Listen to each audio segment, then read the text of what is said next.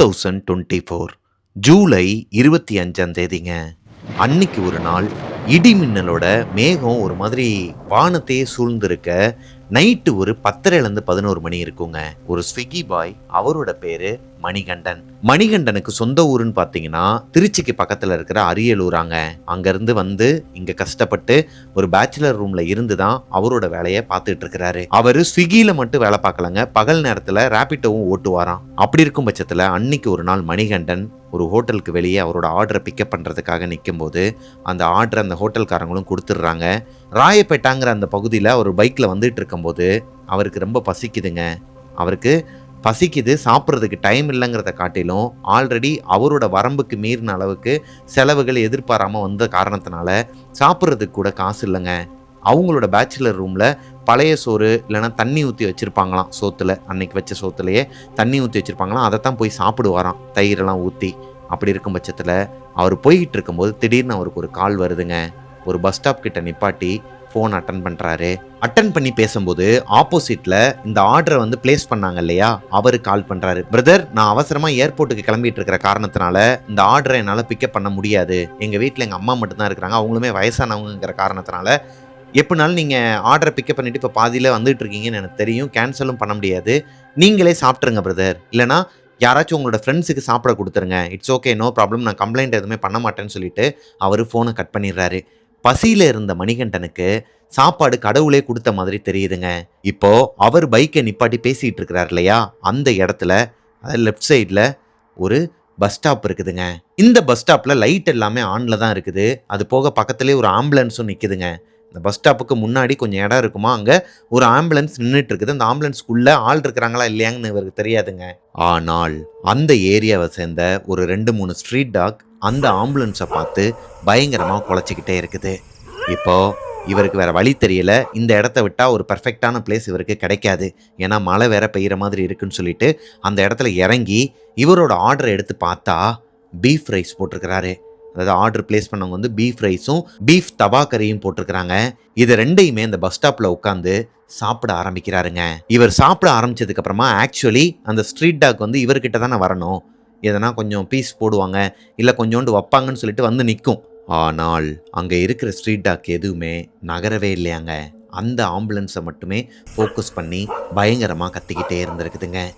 இப்போது இவர் அதை கண்டுக்காமல் இந்த பக்கமாக திரும்பி உட்காந்து, அதாவது ஆம்புலன்ஸ் இவரோட முதுகுக்கு பின்னாடி இருக்கிற மாதிரி பின்னாடி திரும்பி உட்காந்து சாப்பிட்டுட்டு இருந்திருக்கிறாரு. திடீர்னு பயங்கரமாக மழை பெய்ய ஆரம்பிக்குது இடி மின்னலோட. இப்போது அங்கே குலைச்சிட்டு இருந்த அந்த ஸ்ட்ரீட் டாக் எல்லாமே ஒன்று சொன்ன மாதிரி ஓடிடுதுங்க. ஆனால் தூரமாக போனதுக்கப்புறமாவும் ஊழை விட்டுக்கிட்டு பயங்கரமாக குலைச்சிக்கிட்டு தான் இருந்திருக்குது. அந்த ஏரியாவில் யாருமே கிடையாது. இப்போ தான் இவருக்கு ஒரு விஷயம் புரிய வருது. இவர் உட்கார்ந்துருக்கிறது ராயப்பேட்டா ஹாஸ்பிட்டலாங்க. அதாவது ராயப்பேட்டா கவர்மெண்ட் ஹாஸ்பிட்டலுக்கு பேக் சைடில் இருக்கிற ஒரு இடத்துல தான் உட்காந்து சாப்பிட்டுட்டு இருக்கிறாரு. இந்த பஸ் ஸ்டாப்புக்கு பின்னாடி மார்ச்சுரி வருமாங்க. அதை இவரோட ஃப்ரெண்ட் சர்க்கிளில் சொல்லி கேள்விப்பட்டிருக்கிறாரு. சரி, ஏதோ ஒன்று இருந்துட்டு போது சாப்பிட்டு முடிச்சிடலான்னு சொல்லிட்டு வேமா சாப்பிட்டுட்டு இருக்கும்போது விக்கல் எடுக்குது. இவரோட வாட்டர் கேன் அவரோட அந்த பைக்குள்ளே தான் வச்சிருக்கிறாரு. எந்திரிச்சு போயிட்டு அந்த வாட்டர் கேனை எடுத்துட்டு வந்து பார்க்கும்போது யாருன்னே தெரியாத ஒரு வயசான தாத்தா இவர் சாப்பிட்டுட்டு இருந்தார் இல்லையா, அந்த பீஃப் ரைஸை பார்த்த மாதிரியே இவர் உட்காந்து இந்த இடத்துல உட்காந்துருக்கிறாரு. இவரை பார்க்குறாரு, அந்த பீஃப் ரைஸை பார்க்குறாரு. ஒரு மாதிரி வாயெல்லாம் எச்சி விடுற மாதிரி இப்படி பண்ணுறாரு. பண்ணதுக்கப்புறமா இவருக்கே ஒரு மாதிரி சங்கட்டமாகுது. தாத்தா, யார் நீங்கள், சாப்பாடு வேணுமா, எடுத்துக்கோங்க, கொஞ்சோண்டு உங்களுக்கு நான் கொடுக்குறேன்னு சொல்லிட்டு எடுத்து கொடுக்குறாரு. அவருமே அதை வாங்கி சாப்பிட ஆரம்பிக்கிறாருங்க. இப்போ தான் இவர் ஒரு விஷயத்தை கவனிக்க ஆரம்பிக்கிறாரு. அந்த தாத்தா நனையவே இல்லை. அந்த இடமே ஒரு மாதிரி மயான அமைதியாக இருக்குது. மழை பெய்கிற அந்த சத்தம் மட்டும்தான் பயங்கரமாக கேட்டுட்ருக்கு. இடி மின்னல் சத்தமும் கேட்குது. இப்போ இவருக்கு ஒரு சந்தேகங்க. இவர் எங்கேருந்து வந்தார்? இவர் இங்கே வந்து நின்று பைக்கில் அந்த ஆர்டர் பிளேஸ் பண்ணவர்கிட்ட பேசிகிட்டு இருக்கும்போதும் அந்த இடத்துல யாருமே இல்லை, இந்த தாத்தாவும் இல்லை. அதாவது அந்த ரோட்லேயே யாருமே படுத்து தூங்கலை. அப்படி இருக்கும் பட்சத்தில் இவர் எங்கேருந்து வந்தார்? ஒருவேளை வெளியே இருந்து வந்திருந்தார்னா இவர் ஃபுல்லாகவே நனைஞ்சு இருந்திருக்கணுமே. ஒரு சொட்டு கூட இவர் மேலே ஈரமே இல்லையே. இந்த நாய்ங்களும் ஒன்று சொன்ன மாதிரி இப்போது இவங்க 2 பேரும் உட்காந்துருக்கிற இந்த பகுதியை பார்த்து குலைச்சிக்கிட்டு இருக்குதுங்க. இவருக்கு ஒன்றுமே புரியலைங்க. சாப்பிட்டு முடிச்சுட்டு தண்ணி கம்மியாக தான் வச்சுருக்கிறாரு வாட்டர் கேனில். ஆல்ரெடி மழை பெஞ்சிட்டு இருக்கிற காரணத்தினால வெளியவே கையை நீட்டி கழுவிடலான்னு சொல்லிட்டு தண்ணி இருக்கிற தண்ணியை குடிச்சிட்டு அந்த தாத்தாக்கு பக்கத்துலேயே வச்சுட்டு வேமா எந்திரிச்சு போயிட்டு கையை கழுவிட்டு தாத்தா நீங்க யாருன்னு சொல்லிட்டு பின்னாடி திரும்பி பார்த்தா அந்த தாத்தா இல்லையாங்க. மணிகண்டனுக்கு ஒரு மாதிரி தூக்கி போடுதுங்க. அப்போ இவ்வளவு நேரம் அவர் கூட வந்து உட்கார்ந்து அந்த தாத்தா யாரு, இவருக்கு ஒண்ணுமே புரியலைங்க. இந்த நேரம் பார்த்து பக்கத்தில் இருக்கிற அந்த ஆம்புலன்ஸுக்கு 2 டிரைவர் ஓடி வராங்க. அதாவது தூரத்துல இருந்து ஒரு பகுதியிலேருந்து ஓடி வராரு. அவர் அந்த ஹாஸ்பிட்டலுக்குள்ளேருந்து தான் ஓடி வந்திருப்பாராங்க. மேபி இருக்கலாமா. அவரும் அவர் கூட ஹெல்ப்பர் ஒருத்தர் ஓடி வந்திருக்கிறாங்க. 2 பேருமே அவசர அவசரமாக அந்த ஆம்புலன்ஸில் ஏறி அந்த ஆம்புலன்ஸை ஸ்டார்ட் பண்ணிட்டு அந்த இடத்த விட்டு கிளம்புறாங்க. இப்போ மலைக்கு ஒதுங்கி இருந்த அந்த நாய்ங்க, அந்த ஸ்ட்ரீட் டாக்ஸ் எல்லாருமே ஒன்று சொன்ன மாதிரி இந்த ஆம்புலன்ஸ் முன்னாடியே குலைச்சிக்கிட்டே ஓடி வருதுங்க. இவருக்கும் ஒரு மாதிரி டவுட் வந்து எட்டி பார்க்கும்போது தான் அந்த ஆம்புலன்ஸுக்கு மேலே இங்கே உட்காந்து பீஃப் ரைஸ் சாப்பிட்டுட்டு இருந்த அந்த தாத்தா உட்காந்து சிரிச்சுக்கிட்டே போறாராங்க. மணிகண்டனோட வாழ்க்கையில் நடந்த மறக்கவே முடியாத பயங்கரமான அமானுஷ்ய சம்பவத்தை தான் அவர் எனக்கு ஃபர்ஸ்ட் இன்சிடெண்டாக ஷேர் பண்ணியிருந்தாரு. யார் இந்த மணிகண்டன், அவரோட வாழ்க்கையில் அடுத்தடுத்து என்னென்ன பிரச்சனைகள்லாம் நடந்துச்சு, எந்தெந்த அமானுஷ்யங்களெல்லாம் அவர் ஃபேஸ் பண்ணாருன்னு சொல்லிட்டு ஒரு 2 இன்சிடென்ட் எக்ஸ்ட்ரா அனுப்பியிருக்கிறாருங்க. ஆக்சுவலாக அவர் 3 இன்சிடென்ட் அனுப்பியிருந்தாரு. அதில் இன்சிடென்ட் தான் அவர் சென்னைக்கு வந்து நடந்த முதல் இன்சிடென்ட்டை நான் உங்ககிட்ட சொல்லி முடிச்சிட்டேங்க. மீதி 2 இன்சிடென்ட் தான் இன்னைக்கு நம்மளோட ஸ்டோரியில் பார்க்க போகிறோம். ரொம்பவே திகிலான ஒரு அமானுஷ்ய உண்மை கதையை தான் இன்னைக்கு நம்மளோட ஸ்டோரியில் பார்க்க போகிறோம். ஸ்டோரிக்குள்ளே போகிறதுக்கு முன்னாடி நம்ம சேனலை சப்ஸ்கிரைப் பண்ணாதவங்க சப்ஸ்கிரைப் பண்ணிடுங்க, பக்கத்தில் இருக்க பெல் ஐகானை தட்டி விட்டுருங்க. வாங்க ஸ்டோரிக்குள்ளே போகலாம். Welcome to our show devil's kitchen.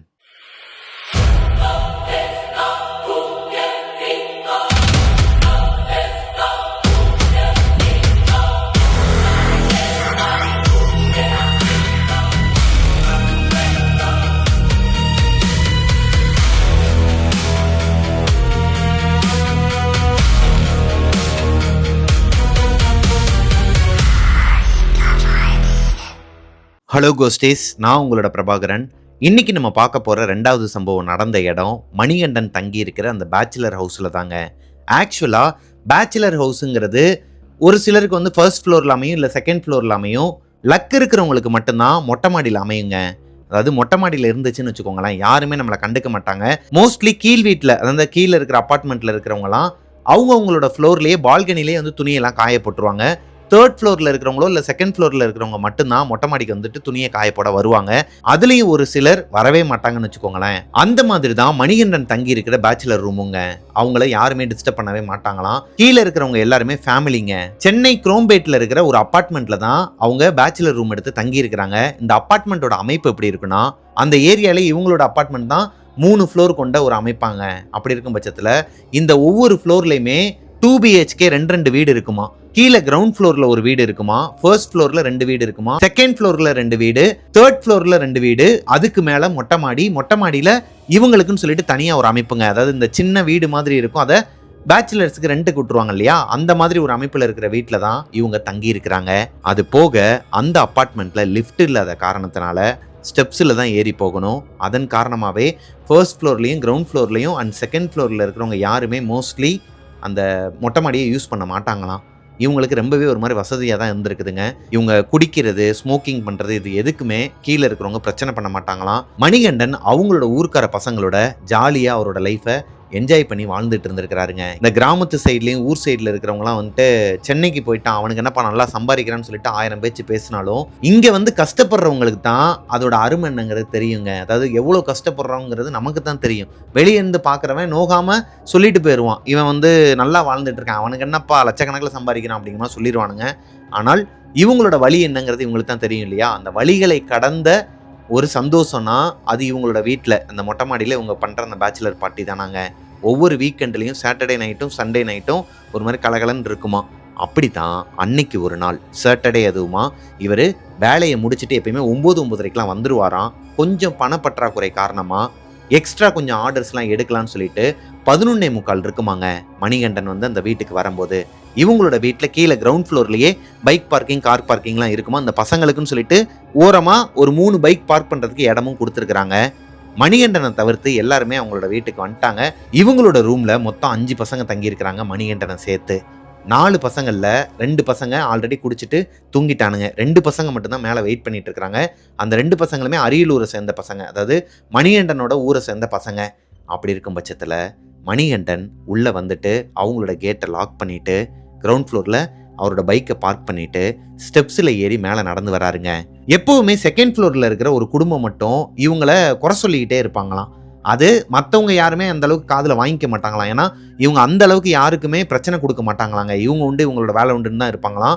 Party பண்றது இது எல்லாமே மொட்டை மாடியில மட்டும் தான். அப்படி இருக்கும் பட்சத்தில 3 ஃப்ளோர்ல இருக்கிறவங்க கண்டுக்கவே மாட்டாங்களாங்க. அவங்க வந்து இந்த பசங்களுக்கு சப்போர்ட் தானாம். ஏன்னா, அவங்களோட வைஃப் பிரெக்னன்ட்டா இருக்கிற நேரத்தில, அவங்க ஒரு நாள் வீட்ல இல்லாதப்போ அவங்களுக்கு வலி வந்தப்போ, இந்த பசங்க தான் ஆம்புலன்ஸுக்கு ஃபோன் பண்ணி அவங்கள கைடு பண்ணி கரெக்ட்டா கூட்டு போயிட்டு ஹாஸ்பிட்டல்ல சேர்த்துருக்கிறாங்க.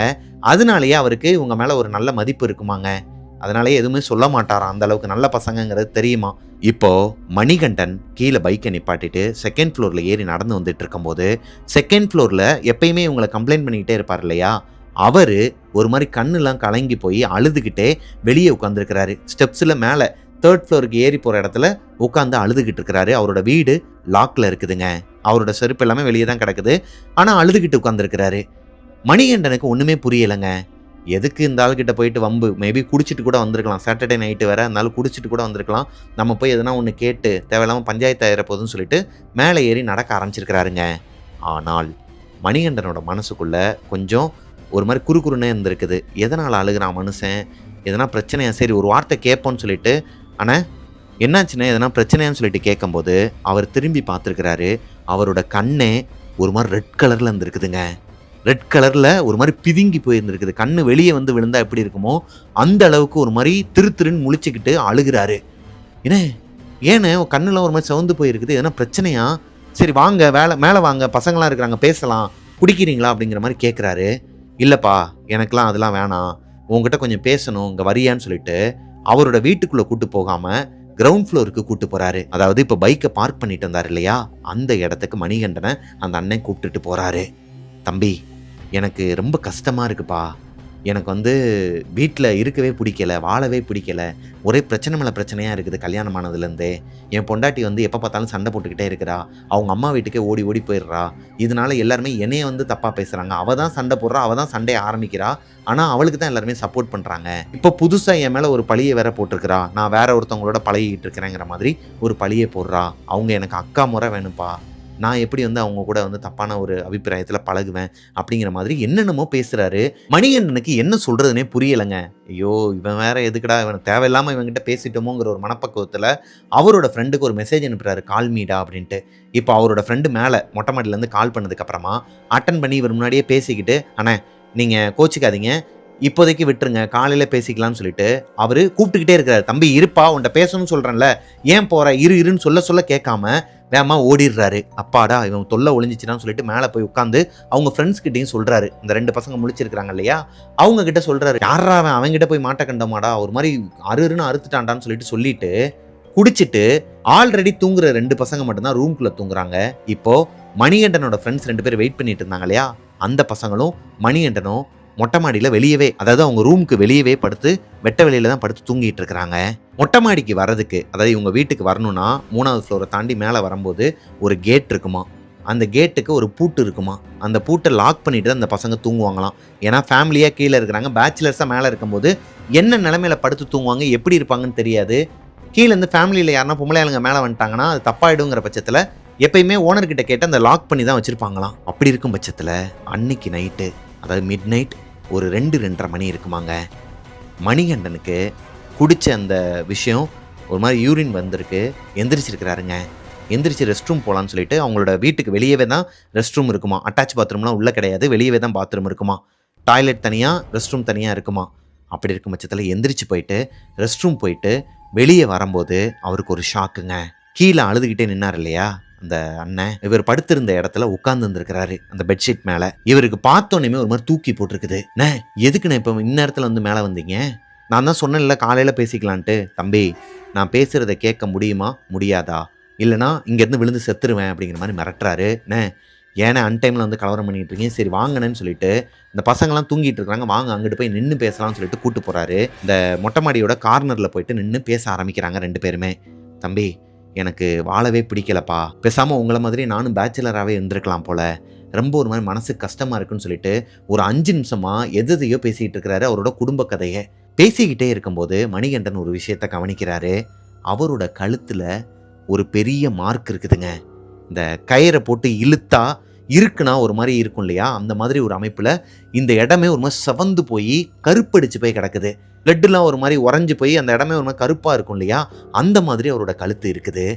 இப்போதான் மணிகண்டன் இன்னொரு விஷயத்த நோட் பண்ணுறாரு. ரைட் சைடில் திரும்பி பார்த்தா மொட்டை மாடியில் இருக்கிற அந்த மெயின் கேட்டு வெளியே இந்த பசங்களோட வீட்டை பார்த்த மாதிரி பூட்டு போட்டு தொங்குது. அப்புறம் எப்படி செகண்ட் ஃப்ளோரில் இருக்கிற இந்த அண்ணன் மேலே வந்திருக்க முடியும்? எகிரி குதிச்சும் வர முடியாது கீழே இருந்து. ஒரே ஒரு வே தான் இருக்குது. இப்போன்னு பார்த்து அந்த ஏரியாவில் இருக்கிற ஸ்ட்ரீட் டாக் எல்லாமே ஒன்று சொன்ன மாதிரி இப்படி கத்துதுங்க, ஊளை விட்டு கத்துதுங்க. இவருக்கு ஒரு மாதிரி தூக்கி போட்டுக்குதுங்க. இதே நேரத்தில் அந்த அண்ணனை திரும்பி பார்க்கும்போது அவரோட கண்ணுலாம் ஒரு மாதிரி முட்டை முட்டையா பிதுங்கி ரெட் கலர்ல அப்படியே ஒரு மாதிரி இவரோட கழுத்தை நெரிக்கிறதுக்கு வந்திருக்கிறாரு. இவர் பயந்து போயிட்டு தடுமாறி அந்த இடத்த விட்டு கீழே விழுக பார்த்திருக்கிறாரு. மொட்டை மாடியில இருந்து கீழே விழுக போகும்போது மணிகண்டன் இந்த அண்ணனை பார்த்து பயங்கரமா கத்துன உடனேயும் அவரோட ஃப்ரெண்ட்ஸ் 2 பசங்களுமே வெளியே படுத்து தூங்கிட்டு இருக்காங்களே, ஒன்னு சொன்ன மாதிரி அலறி அடிச்சு எந்திரிக்கிறாங்க. பார்த்தா மேல பிடிச்சிக்கிட்டு தொங்கிட்டு இருந்திருக்கிறாரு. அவங்களோட ஃப்ரெண்ட்ஸ் 2 பேரும் வந்துதான் அவரை மேல தூக்கி விட்டுருக்காங்க. 3வது மாடியிலேருந்து அவர் கீழே விழுந்திருந்தாருன்னா அன்னைக்கே டெத்து தானாங்க. ஏன்னா கீழே அவங்க வந்து இந்த கம்பி மாதிரி வச்சிருப்பாங்களாம், அது கூர்மையாக நீட்டிக்கிட்டு இருக்குமா அங்கங்கே கோட்டச்சவரில். அதில் போய் விழுந்தாருன்னா கண்டிப்பாக ஒரு டெத்து தானா. மணிகண்டன் அவரோட ஃப்ரெண்ட்ஸுக்கிட்ட நடந்த விஷயத்தெல்லாம் சொல்கிறாரு. டேய், எனக்கு நோ பயமாக இருக்குடா, செகண்ட் ஃப்ளோரில் இருக்கிற அந்த அண்ணன் வந்து மேலே வந்தாடுறா, இந்த மாதிரி பேசினாரான்னு நடந்த விஷயத்த எல்லாத்தையுமே சொன்னதுக்கப்புறமா அவங்க சிரிக்கிறாங்க. டேய் லூசு பையில, உனக்கு போதை அதிகமாகிடுச்சிடா, நீ குடிபோதையில் நீ பாட்டுக்க தூங்கிட்டு இருக்கும்போது எந்திரிச்சு ஒரு கற்பனையில் நீயா போயிட்டு இதெல்லாம் நடக்கிற மாதிரி பண்ணிக்கிட்டு விழுக பார்த்துருக்குற. அவனாவது சாகிறதாவது, அவன் இருக்கிற 4 பேரை சாவடித்து தாண்டா சாவான், அவன் அப்பேற்பட்டவன்டா. ஏன்னா அவ்வளோ கம்ப்ளைண்ட் பண்ணியிருக்கிறாங்க இந்த பேச்சுலர்ஸ் மேலே. மற்ற குடும்பங்கள் யாருமே கம்ப்ளைண்ட் பண்ணாதப்ப அந்த அப்பார்ட்மெண்ட்டில் இருக்கிற ஒரே ஒரு குடும்பத்தில் இருக்க ஒருத்தன் மட்டும் கொடுக்குறான்னா அப்போ எந்த அளவுக்கு இந்த பேச்சுலர்ஸோட லைஃப்பை பார்த்து அவன் ஒரு மாதிரி வெறுப்பாக இருப்பான்னு பார்த்துக்கங்களேன். அப்படி இருக்கும் பட்சத்தில் அவன் ஏன்டா மேலே வர போகிறான், அவனுக்கு நமக்கு ஆகாதுடா அப்படிங்கிற மாதிரி எவ்வளவோ சொல்லியும் கேட்காம என் கூட வந்தாலே வான்னு சொல்லிட்டு அந்த 2 பேரையுமே கூப்பிட்டுக்கிட்டு கீழே போகிறாரு. மெயின் கேட்டை ஓப்பன் பண்ணிவிட்டு கீழே செகண்ட் ஃப்ளோரில் போயிட்டு அவரோட வீட்டுக்கு காலிங் பெல் அமுக்கலாமா வேணாமான்னு சொல்லிட்டு யோசிச்சுக்கிட்டே இருக்கிறாங்க. ஆனால் கொஞ்சம் கூட யோசிக்காமல் மணிகண்டன் காலிங் பெல்லை ப்ரெஸ் பண்ணுறாரு. ரொம்ப நேரமாகவே காலிங் பெல்லை ப்ரெஸ் பண்ணியும் அந்த அண்ணன் வெளியே வரவே இல்லை. இப்போது அவங்க வீட்டுக்குள்ளே கிச்சனில் இருக்கிற பாத்திரங்கள்லாம் யாரோ ஒருத்தவங்க தள்ளி விடுற மாதிரி சத்தம் கேட்குது. அது போக வீட்டுக்குள்ளே ஏதோ ஒரு பெரிய சண்டை நடக்கிற மாதிரியும் வீட்டுக்குள்ளே இருக்கிற பொருட்கள் எல்லாத்தையுமே போட்டு யாரோ ஒருத்தவங்க உடைக்கிற மாதிரியும் சத்தம் கேட்குது. ஒரு கட்டத்துக்கு மேலே மணிகண்டன் அந்த கதவை தட்ட ஆரம்பிக்கிறாரு. கதவை தட்டுனா ஆப்போசிட்ல, அதாவது இந்த வீட்டுக்குள்ள இருக்கிறவங்களும் கதவை போட்டு இப்படி தட்டுறாங்க. இப்போ இவங்க இந்த காலிங் பெல் அமுக்கிறது, இந்த கதவை தட்டுறது, இந்த சத்தங்கள் எல்லாம் கேட்டு ஆப்போசிட் வீட்டில் இருக்கிறவங்களும் வந்துடுறாங்க. கீழ் வீட்டில் இருக்கிறவங்களும் எந்திரிச்சிடுறாங்க. எல்லாருமே எந்திரிச்சிடுறாங்க. என்னமோ எதுன்னு சொல்லிட்டு இந்த கதவை உடைக்க முடியலன்னு சொல்லிட்டு போலீஸுக்கு ஃபோன் பண்ணி ரிப்போர்ட் பண்ணியிருக்கிறாங்க. அவங்க வந்து இந்த கதவை உடைச்சிட்டு உள்ளே போய் பார்த்தா மணிகண்டன் கூட வந்து பேசின அந்த அண்ணன், அதாவது கீழே பைக் பார்க்கிங்க்கு இவரை கூட்டு போயிட்டு பேசின அந்த அண்ணன், மேலே வந்து இவர் கூட பேசிகிட்டு இருந்த அந்த அண்ணன் தூக்கில் தொங்கிட்டு இருக்கிறாராங்க. இதை பார்த்ததுமே மணிகண்டனுக்கும் அவரோட ஃப்ரெண்ட்ஸுக்கும் ஒரு மாதிரி தூக்கி போட்டிருக்குதுங்க. இது எப்படி சாத்தியமாகும்? இறந்து போன ஒரு பர்சன் எப்படி மணிகண்டன் கூட வந்து பேசியிருப்பாரு? இப்போவும் அவங்களோட ஃப்ரெண்ட்ஸுக்கு என்ன தோணுதுன்னா, மேபி கனவுல வந்து இந்த ஆள் வந்து இவனை பயன்படுத்தியிருப்பாரு, இவன் சொல்கிற மாதிரி மேலெலாம் வர்றதுக்கு வாய்ப்பு இல்லை, கீழே உட்காந்துருக்கிறதுக்கு வாய்ப்பு இல்லை, அதெல்லாம் இவனோட பிரம்மதாங்கிற மாதிரி தான் நினச்சிட்டு இருக்கிறாங்க. ஆனால் அந்த போஸ்ட்மார்ட்டம் ரிப்போர்ட் வரும் இல்லையா, கீழ் வீட்டில் அந்த இறந்து போனவரோட வீட்டுக்கு ஆப்போசிட்டில் இருக்கிறவர் நல்லா பேசுவாங்களாம் இவங்க கூடலாம். அவர்கிட்ட போய் கேட்கும்போது அந்த அண்ணன் தூக்கு போட்டு இறந்து 5 மணி நேரம் ஆகுதாங்க. அதாவது மணிகண்டன் அவரோட அப்பார்ட்மெண்ட்டில் கீழே பைக் பார்க்கிங் பண்ண வந்து அதுக்கு முன்னாடியே ஒரு 3 மணி நேரத்துக்கு முன்னாடியே இந்த அண்ணன் இறந்துட்டாரு தூக்கு மாட்டி.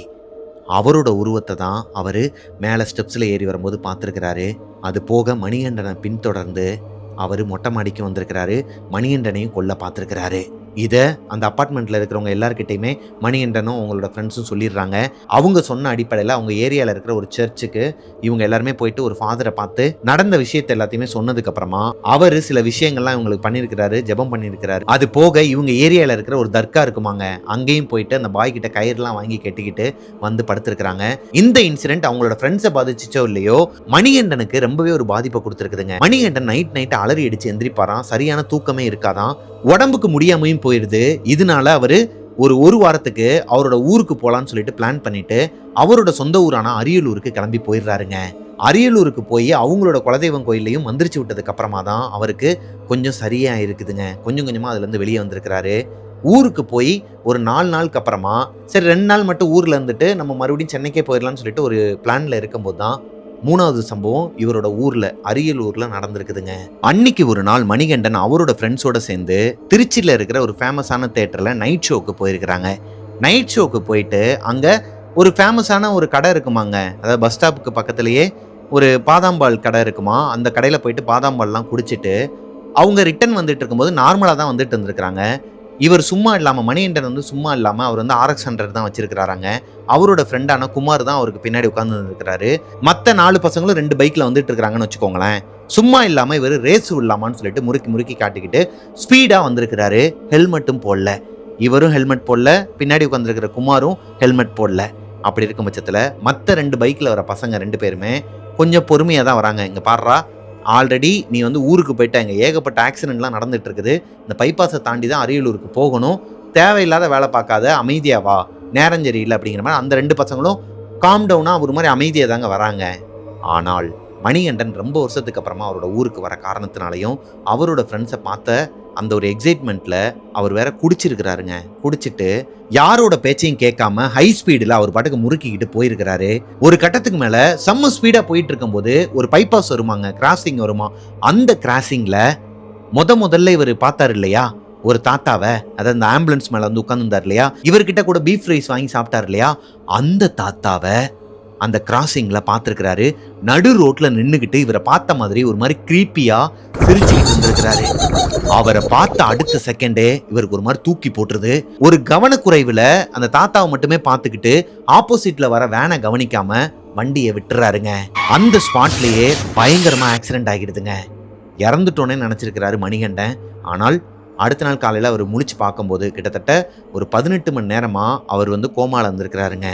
அவர் கண் முழிச்சு பார்க்கும்போது அவர் கால் உடஞ்சிருக்குது, கையை தூக்க முடியலை, அவரோட தலையிலையும் லைட்டாக அடிபட்டிருக்குது. அவரோட ஃப்ரெண்டு கூட இருந்தார் இல்லையா, அவர் ஸ்பாட் அவுட்டான். குமார் இறந்துட்டாராம். இப்போ இப்படி ஒரு இன்சிடென்ட் நடக்கணுமா, இதுக்கு நம்ம தான் காரணம்னு சொல்லிட்டு ரொம்பவே ஒரு மாதிரி கில்ட்டி ஆயிடுறாரு. குமாரோட தங்கச்சிக்கு இன்னொரு ஒரு வாரத்தில் கல்யாணம். அந்த கல்யாணத்தை வச்சுக்கிட்டு அந்த கல்யாண வேலையெல்லாம் பார்த்துக்கிட்டு இருக்கும்போதே இவர் ஊர்லேருந்து வந்திருக்கிறாருங்கிற அடிப்படையில் தான், தன்னோட ஃப்ரெண்டு கூப்பிட்றாங்கிற ஒரு நம்பிக்கையில் தான் இவர் கூட வந்திருக்கிறாரு. ஹெல்மெட் போடாதது தப்பு, குடிச்சிட்டு வண்டி ஓட்டினது தப்பு. இது ரெண்டுமே இவரோட வாழ்க்கையில மறக்கவே முடியாத ஒரு கில்ட்டியை அவருக்கு கொடுத்துருக்குதுங்க. இப்போ அந்த ஹாஸ்பிட்டலில் மணிகண்டனோட அம்மாவும் அவங்களோட தங்கச்சி, அதாவது மணிகண்டனுக்கு கூட பிறந்த தங்கச்சி ஒருத்தவங்க இருக்கிறாங்களாம். அவங்களோட கல்யாணத்துக்காக தான் இவர் அங்கே போயிட்டு கஷ்டப்பட்டுக்கிட்டே இருக்கிறாருன்னு வச்சுக்கோங்களேன், சென்னையில். இப்போது இவங்க 2 பேர் தான் ஹாஸ்பிட்டலில் இருந்திருக்கிறாங்க. அவங்க பாட்டிக்கு உடம்பு முடியாத பட்சத்தில் அவங்க வீட்டிலே இருந்திருக்கிறாங்க. மணிகண்டனோட அம்மா நைட்டு வந்து நான் பார்த்துக்கிறேன், நீ போயிட்டு பாட்டி கூட தங்கிக்கோன்னு சொல்லிட்டு அவங்களோட மகளை வந்து அனுப்பி விட்டுறாங்க. மணிகண்டனோட தங்கச்சி போயிடுறாங்க. அவங்க அம்மா மட்டும்தான் அவங்க கூட ஹாஸ்பிட்டலில் இருந்திருக்கிறாங்க. அன்னைக்கு நைட்டு ஒரு 1 மணிலேருந்து 1:30 மணி இருக்குமாங்க. மணிகண்டனால் கை கால் உடம்பையே அசைக்கவே முடியாது. கிட்டத்தட்ட ஒரு ஸ்லீப்பிங் பேரலைஸில் இருக்கிற ஒருத்தர் மாதிரி தான் வச்சுக்கோங்களேன். இப்போ அவங்க அம்மா நல்லா படுத்து தூங்கிட்டு இருக்கிறாங்க பேஷண்ட் பெட்டுக்கு பக்கத்தில். கதவை யாரோ ஒருத்தவங்க ஓப்பன் பண்ணுறாங்க. ஓப்பன் பண்ணிவிட்டு மெதுவாக இவங்க பக்கத்தில் வந்து நடந்து வந்து நிற்கிறாங்க. இது எல்லாமே அவர் கண்ணை மூடி இருக்கிறாரு. ஹைடோஸ் டேப்லெட்லாம் போட்டுமே அவருக்கு வந்து தூக்கம் வரல. ஏதோ ஒரு டிஸ்டர்பன்ஸ், ஒரு கில்ட்டி. இப்போ அவருக்கு பக்கத்தில் யாரோ ஒருத்தவங்க அழுகிற மாதிரி ஒரு சத்தம் கேட்குதுங்க. கண்ணை முழிச்சு பார்க்குறாரு. பார்த்தா இறந்து போன அவரோட ஃப்ரெண்டு குமார் பக்கத்தில் வந்து உட்கார்ந்துருக்கிறாரு. அவரோட கண்ணே ஒரு மாதிரி சிவப்பு கலரில் இருக்குதுங்க. அழுதுகிட்டே, ஏண்டா என்ன கொன்ன, இப்போ என் தங்கச்சியோட கல்யாணம் எப்படிடா நடக்கும், என்னோட வாழ்க்கையவே அழிச்சிட்டேடான்னு சொல்லிட்டு அவரு ஒரு மாதிரி பயங்கரமா கோபத்தோட பக்கத்தில் இருக்கிற கத்தி எடுத்து இவரை குத்த வந்திருக்கிறாருங்க. இவர் பயங்கரமா கத்துறாரு. அவங்க அம்மா அலறி அடிச்சு எந்திரிக்கிறாங்க. என்னாச்சியான்னு சொல்லிட்டு கேட்கும்போது சொல்றாரு, இந்த மாதிரி குமாரை நான் பார்த்தேன், பக்கத்துல இருந்து உட்காந்துருந்தான், எனக்கு பயமா இருக்காம என்னை கொன்றுவானு சொல்லிட்டு எனக்கு ரொம்ப ஒரு மாதிரி பயமா இருக்குமான்னு சொல்லும்போது, பா அதெல்லாம் உன்னோட கற்பனை தான்ப்பா, இப்போதானே ஒரு ஆக்சிடென்ட் நடந்திருக்குது, நீ இன்னும் அந்த விஷயத்துலேருந்து வெளியே வரலை, நீ பண்ணது தப்பு தான், அதுக்குன்னு போன உசுறு வருமா, சரி விடு, ஒன்றும் இல்லை, பிரச்சனை இல்லை, நீ படுயா, நீ நல்லா ரெஸ்ட் எடு, உன்னோட உயிர் எங்களுக்கு முக்கியம் இல்லையா, நீ தூங்கியான்னு சொல்லிட்டு அவங்கள தூங்க வச்சிருக்கிறாங்க. ஆனால் மணிகண்டனுக்கு தூக்கமே வரலையாங்க. முழிச்சே இருந்தவர் ஒரு கட்டத்துக்கு மேல அப்படியே லைட்டா கண்ணசரும் போது அவர் மேல யாரோ ஒருத்தவங்க உட்கார்ந்து இருக்கிற மாதிரி ஃபீல் ஆகுது. வயிறுலாம் வலிக்குது. அந்த அளவுக்கு அமுக்குறாங்க மேல உட்காந்து. மெதுவா கண்ணை ஓபன் பண்ணி பார்த்தா அவரோட ஃப்ரெண்டு இந்த குமார் இறந்து போனார் இல்லையா, அவரு தான் இவர் மேல உட்கார்ந்து இருக்கிறாராங்க. அவருக்கு பின்னாடி இந்த வயசான தாத்தா, இவர்கிட்ட பீஃப் ரைஸ் வாங்கி சாப்பிட்டாரு இல்லையா சென்னையில, அந்த தாத்தா நிக்கிறாராம். வெளியே அந்த மெயின் டோர் கிட்ட இறந்து போன அந்த அண்ணன், தூக்கு போட்டு இறந்தார் இல்லையா, அந்த அண்ணன் நின்னுகிட்டு இருக்கிறாராம். இதை பார்த்ததுமே மணிகண்டனுக்கு ஒரு மாதிரி தூக்கி போட்டிருக்குதுங்க. இப்போ இவரோட ஃப்ரெண்டு இறந்ததுக்கு மட்டும்தான் இவர் காரணம். மத்தபடி இந்த 2 பேர் இறந்ததுக்கு இவர் காரணமே கிடையாது. அப்படி இருக்கும் பட்சத்துல எதனால இவங்க 2 பேரும் இவரை பின்னாடியே துரத்திட்டு வரணும்? சொல்ல போனா அந்த ஆக்சிடென்ட் நடந்ததுக்கு காரணமே அந்த கிழவன் தான். இவன் யாரு அப்படிங்கிற ஒரு மனப்பக்குவத்துல கோபம் வருது இவருக்கு. இப்ப குமார் கிட்ட கத்துறாரு, டேய் உன்னை நான் கொல்லலடா, நான் கரெக்டா தான்டா போனேன், இவன் தான்டா குறுக்க வந்துட்டான், அவன் தான்டா எல்லாத்துக்கும் காரணம்னு சொல்லிட்டு கையை காட்டி கத்துறாரு. இவர் கத்துல அவங்க அம்மா எந்திரிச்சிடுறாங்க, பக்கத்துல படுத்திருந்தவங்க மறுபடியும் எந்திரிச்சிடுறாங்க. வெளியே டியூட்டியில இருந்த நர்ஸ் எல்லாருமே வேமா ஓடி வராங்க. என்னாச்சுன்னு சொல்லிட்டு கேட்டா இவர் பாட்டுக்கு தனியா கத்திட்டு இருந்திருக்கிறாருங்க. இவரோட கண்ணுக்கு மட்டும் அந்த 3 ரூமும் தெரிஞ்சிருக்குது. இவங்க அம்மாவுக்கோ இல்ல அங்க இருந்த நர்ஸுங்களுக்கும் யாருமே தெரியல. இப்ப நர்ஸ் எல்லாம் ஒரு மாதிரி பயப்படுறாங்க. தம்பி இருப்பா, என்னப்பா பேசிட்டு இருக்குன்னு சொல்லிட்டு இவருக்கு ஊசி போட்டு அப்புறமா தூங்க வச்சிருக்காங்க. அடுத்த நாள் காலையில எந்திரிச்சதுமே மணிகண்டனோட அம்மா அவங்க ஊர்ல இருக்கிற ஒரு பூசாரி கிட்ட போயிட்டு இவருக்கு நடந்த விஷயங்கள்லாம் சொல்லி திருநீரும் கயிறும் வாங்கிட்டு வந்திருக்காங்க. திருநீரை பூசி விட்டுறாங்க, கயிறை கட்டி விட மாட்டாங்க. ஏன்னா நர்ஸும் டாக்டரும் பார்த்தாங்கன்னா திட்டுவாங்களாம். திருநீர் வேணா வச்சுக்கோங்க, கையில் இந்த கயிறுலாம் எதுவுமே கட்டாதீங்கன்னு சொல்லிட்டு எல்லாருமே அவுத்து தான் விட்டுருக்காங்க. அப்படி இருக்கும் பட்சத்தில் இப்போதைக்கு அவங்களால கயிறை கட்ட முடியாது, அவரோட தலகாணிக்கு அடியில் வச்சிடுறாங்க. மணிகண்டன் அந்த ஹாஸ்பிட்டல் இருந்து டிஸ்சார்ஜ் ஆகுறதுக்கு மொத்தம் 7 நாள் ஆச்சாங்க.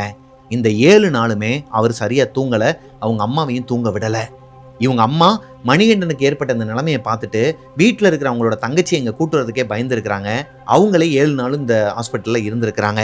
அப்பப்போ 2 மணி நேரம் 3 மணி நேரம் மட்டும் வீட்டுக்கு போயிட்டு வந்திருக்கிறாங்க. ஹாஸ்பிட்டல்ல இருந்து டிஸ்சார்ஜ் ஆகி அவரோட வீட்டுக்கு வந்ததுக்கு அப்புறமா வேலையா அவங்க அம்மா அந்த பூசாரி கிட்ட கூட்டு போயிட்டு இவரை மந்திரிச்சு விட்டு இவருக்கு தாயத்தெல்லாம் கட்டி விட்டுருக்காங்க. அது போக அந்த பூசாரியுமே சொல்றாரு, உனக்கு ஆல்ரெடி நீ வேலை பார்க்குற இடத்துல நிறைய விஷயங்கள்லாம் நீ பார்த்துட்ட, நிறைய ஆத்மாக்கள் உன்னை பின்தொடருது, இதுக்கும் உனக்கு என்ன சம்மந்தங்கிற மாதிரி தான் உனக்கு இருக்கும். ஆனால் நீ பண்ண ஒரு சில விஷயங்கள் தான் உன்னை பின்தொடருது, அதை மட்டும் நீ ஞாபகம் வச்சுக்கோ அப்படிங்கிற மாதிரி அவர் சொன்ன விஷயம் அவருக்கு முதல்ல புரியலைங்க. அப்புறமா தான் கொஞ்சம் கொஞ்சமாக புரியுது. இவர் தான் அந்த இடத்துல போயிட்டு உட்காந்து பீஃப் ரைஸ் சாப்பிட்டுட்டு இருந்தாரு. அதாவது அந்த ஹாஸ்பிட்டலுக்கு வெளியே இருக்கிற, அதுவும் ஒரு ஆம்புலன்ஸுக்கு பக்கத்தில் வெளியே உட்காந்து சாப்பிட்டுட்டு இருந்தது தான் இவரோட பிரச்சனையாக அவருக்கு கன்வே ஆயிருக்குதுங்க. அது போக அந்த அண்ணன் வெளியே உட்காந்து அழுதுட்டு இருந்தார் இல்லையா, அவரை என்ன ஏதுன்னு சொல்லிட்டு இவர் கேட்காம எப்பயும் போல மேலே போயிருந்தாருன்னா மேபி அவர் கண்டுக்காம கூட இருந்திருக்கலாம். இவர் என்ன பிரச்சனை என்னாச்சுன்னு சொல்லிட்டு கேட்டுட்டு அவர் கூட பேச ஆரம்பிச்சு முழுசாவும் பேசாம அவர் கீழே கிரவுண்ட் ஃப்ளோரில் இருக்கும்போதே அவரோட கோபத்தை தூண்டிட்டு மேலே வந்திருக்கிறாரு. அவருக்கு ஆறுதலாகவும் ஒரு வார்த்தை கூட பேசல, அவரை கலாய்ச்சிட்டு தான் வந்திருக்கிறாரு ஃபோனில், அதாவது உங்கள் ஃப்ரெண்டு கிட்ட பேசிக்கிட்டு. அப்படி இருக்கும் பட்சத்தில் அவர் பின்தொடர்ந்தே இவரை சாவடிக்க பார்த்துருக்கிறாரு. இப்போ குடிச்சிட்டு அவரோட ஃப்ரெண்டை பின்னாடி உட்கார வச்சு ஓட்டினது தப்பு, ஹெல்மெட் போடாமல் ஓட்டினது தப்பு, இது எல்லாமே இவரோட தப்பு தான் அப்படிங்கிறத இவர் உணர்ந்துடுறாரு. அந்த பூசாரி சொன்ன அந்த ஒரு வார்த்தையை வச்சு இவராகவே அஸ்யூம் பண்ணிக்கிறாருங்க. இப்போது எல்லாமே முடிஞ்சிருச்சுன்னு நினைக்கும் போது அவரோட வீட்டில் அரியலூரில் லாஸ்ட் நாள், அதாவது அடுத்த நாள் நைட்டு சென்னைக்கு கிளம்ப போகிறாருங்கிற பட்சத்தில் நைட்டு தூங்கிட்டு இருக்கும்போது ஃபேன் ஒரு மாதிரி சவுண்டு, இந்த மாதிரி ஒரு உடஞ்ச ஃபேன் சுற்றினா எப்படி இருக்குமோ அந்த மாதிரி என்னமோ எதுன்னு சொல்லிட்டு கண்ணை முழிச்சு பார்த்தா இவரோட ரூமில் இவர் மட்டும் தான் படுத்திருப்பாராம். ஆப்போசிட் ரூமில் தான் இவங்களோட அம்மாவும் தங்கச்சியும் பாட்டி 3 பேருமே படுத்து தூங்குவாங்களாம். இவருக்கு அப்பா கிடையாதுங்க. அப்படி இருக்கும் பட்சத்தில் மணிகண்டன் கண் முழிச்சு பார்க்கும்போது அவரோட ஃபேனில் அந்த அண்ணன், செகண்ட் ஃப்ளோரில் இருக்கிற அண்ணன் தூக்கில் தொங்கிட்டு இருக்கிறாரு. அவரோட கால் இவரோட முகத்துல உரசிட்டு இருக்குதாங்க. இதை பார்த்ததுமே ஒரு மாதிரி அலறி அடிச்சு கத்துறாரு. மறுபடியும் அவங்க அம்மா பாட்டி பக்கத்து வீட்டில் இருக்கிறவங்க எல்லாருமே எந்திரிச்சு வராங்க. இவரை எங்க போய் காட்டுறதுனே தெரியலையாங்க. ஒரு கட்டத்துக்கு மேலே நம்ம இதுக்கு முன்னாடி பார்த்த கதைகள்லாம் சோட்டானிக்கரை பகவதி அம்மன் கோயில்னு சொல்லிட்டு பார்த்தோம் இல்லையா, அதோட வரலாறே நம்ம பார்த்துருப்போம். கேரளாவில் இருக்கிற அந்த கோயிலுக்கு கூட்டு போயிட்டு அங்கே போனதுக்கு அப்புறமா மணிகண்டனோட ஆக்டிவிட்டீஸே வேற மாதிரி இருந்திருக்குதுங்க. ஆக்சுவலி அவரோட உடம்புக்குள்ள மொத்தம் 3 ஆத்மா இருந்திருக்குது. ஒன்று அந்த தாத்தா, 2வது அந்த அண்ணன், 3வது இந்த ஃப்ரெண்டு குமார். இவங்க 3 பேரோட ஆத்மாவுமே அவரோட உடம்புக்குள்ள தான் இருந்ததா அந்த கோவிலில் இருக்கிறவங்க சொல்லியிருக்கிறாங்க. அந்த கோவிலில் ஒரு 4 நாள் வச்சிருந்து பார்த்துட்டு தான் வந்திருக்கிறாங்க. இவ்வளோ விஷயங்களையும் அவரோட வாழ்க்கையில் அவரால் மறக்கவே முடியாதாங்க. கிட்டத்தட்ட சாவோட விளிம்புக்கே போயிட்டு வந்துட்டேன் அண்ணன். நான் எந்த பாவமும் பண்ணல, எந்த ஒரு பிரச்சனையும் பண்ணலை, நான் உண்டு என் வேலை உண்டுன்னு தான் இருந்தேன். அதாவது அவருக்கு மனசாட்சிக்கு பொதுவாக அவர் ஒத்துக்கிற விஷயம் என்னன்னு பார்த்தீங்கன்னா, குடிச்சிட்டு வண்டி ஓட்டினது தப்பு, ஹெல்மெட் போடாமல் வண்டி ஓட்டினது தப்பு. என்ன நம்பி என்னோட ஃப்ரெண்டோட உயிரை நான் பணயம் வச்சது என்னோட மிகப்பெரிய தப்புனா, அதுக்காக அவன் என்னை கொன்னா கூட பரவாயில்ல, சம்மந்தமே இல்லாமல் 2 ஆத்மாக்கள் தேவையில்லாமல் என்னோட வாழ்க்கையவே சீரழிச்சிருச்சு அப்படிங்கிற மாதிரி சொல்லி அவருக்கு நடந்த இந்த ஸ்டோரியை என்கிட்ட சொல்லி முடிச்சிட்டாருங்க. ஆக்சுவலாக அவரோட ஒரிஜினல் நேம் மணிகண்டன் தான்.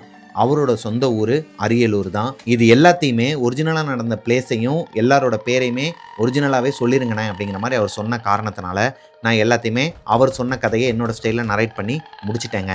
இந்த ஸ்டோரி உங்களுக்கு பிடிச்சிருக்கும் நம்புகிறேன். இந்த ஸ்டோரியிலேருந்து நீங்கள் தெரிஞ்சிக்க வேண்டிய விஷயங்களும் நிறையா இருக்குதுங்க. குடிச்சிட்டு வண்டி ஓட்டாதீங்க. உங்கள நம்பி ஒரு உயிர் உங்க கூட வருது. அது உங்களோட ஃப்ரெண்டோ, இல்ல உங்க ஒய்ஃபோ, இல்ல உங்களோட கொலீக்கோ யாரா வேணாலும் இருக்கட்டும். உங்க கூட வராங்க அப்படிங்கிற பட்சத்தில, அவங்களோட உயிருக்கும் நீங்க தான் ரெஸ்பான்சிபிலிட்டி. உங்களோட உயிருக்கும் நீங்க தான் ரெஸ்பான்சிபிலிட்டி. குடிச்சிட்டு ஓட்டாதீங்க. ஹெல்மெட்ட போட்டு வண்டிய ஓட்டுங்க. மோஸ்ட்லி நைட் ரைடெல்லாம் அவாய்ட் பண்ணிருங்கங்க. அதுதான் என்னோட பெர்சனல் ஒப்பீனியன். ஸோ இந்த ஸ்டோரி உங்களுக்கு பிடிச்சிருந்ததுன்னா லைக் பண்ணிருங்க. உங்களோட வாழ்க்கையிலும் இதே மாதிரி எதனா ஒரு அமானுஷ்யம் நடந்திருக்குது. அதை என்கிட்ட ஷேர் பண்ணணும்னு நினச்சிங்கன்னா, பிரபாகரன் அஃபிஷியல் மிஸ்டர் பிரபாகரன்ங்கிற இன்ஸ்டாகிராம் ஐடிக்கு எனக்கு இன்பாக்ஸ் பண்ணுங்கள். மிஸ்டர் பிரபாகரன் யூடியூப் சேனலை சப்ஸ்கிரைப் பண்ணிடுங்க. பக்கத்தில் இருக்க பெல் ஐக்கானை தட்டி விட்டுருங்க. ஸ்பாட்டிஃபைல டெவில்ஸ் கிச்சனை ஃபாலோ பண்ணாதவங்க ஃபாலோ பண்ணிக்கோங்க. அண்ட் நெக்ஸ்ட்டு ஒரு சூப்பரான ஸ்டோரியில் உங்களை மீட் பண்ணுற வரைக்கும் டாட்டா, பாய் பாய்.